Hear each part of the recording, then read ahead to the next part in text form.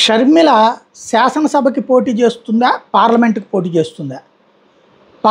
కడప పార్లమెంట్‌కి పోటీ చేస్తే ఎట్లాంటి ప్రాబ్లం లేదు. ఎందుకంటే భారతదేశపు పౌరులైనటువంటి వాళ్ళు భారతదేశంలో ఎక్కడైనా పోటీ చేయొచ్చు. కాబట్టి ఎలాంటి ప్రాబ్లం లేదు. అసెంబ్లీకి పోటీ చేయాలంటే మాత్రం ఓ రిస్ట్రిక్షన్ ఉంటుంది. ఆ రాష్ట్రంలో ఓటు ఉండాలి. ప్రస్తుతం షర్మిలకి తెలంగాణలో ఓటు ఉంది.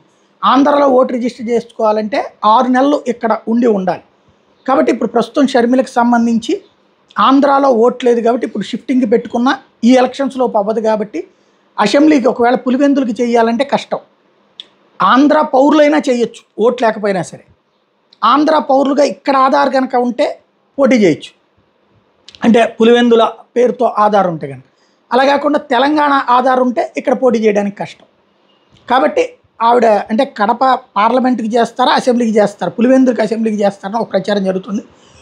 అదైతే కష్టం అవుతుంది. అప్పుడు సునీతను పెట్టచ్చు, లేదా షర్మిలే చేయాలనుకుంటే కనుక ఆధార్ ఇక్కడికి ట్రాన్స్ఫర్ పెట్టుకుని ఆ విధంగా చేయడానికి అవకాశం ఉంటుంది. అలా కాకపోతే కనుక పార్లమెంట్కి చేయొచ్చు. పార్లమెంట్కి చేస్తారా, అసెంబ్లీకి చేస్తారా? ఎందుకంటే ఖచ్చితంగా అన్నని ఓడించాలన్న కష్టం ఉంది కాబట్టి ఏం చేస్తారో చూడాలి.